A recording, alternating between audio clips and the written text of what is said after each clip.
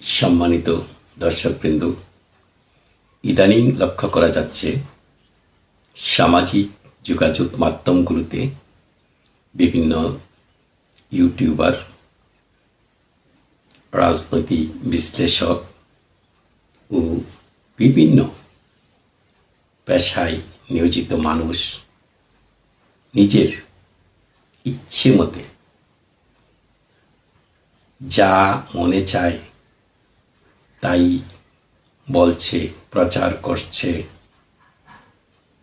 মিথ্যা বানোয়াট অনেক গুজব রটানো হচ্ছে। কোনো কোনো ব্যক্তির চরিত্রের উপর আঘাত হানা হচ্ছে। এসব কিছুই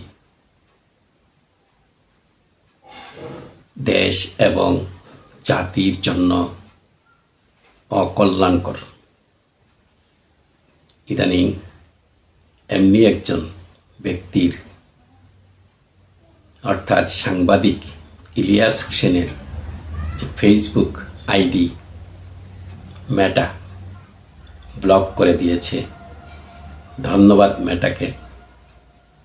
আমরা আশা করছি এ ধরনের মিথ্যাচার গুজব যারা রটাচ্ছে তাদের আইডিগুলোকে এভাবে ব্লক করে দেওয়া হোক।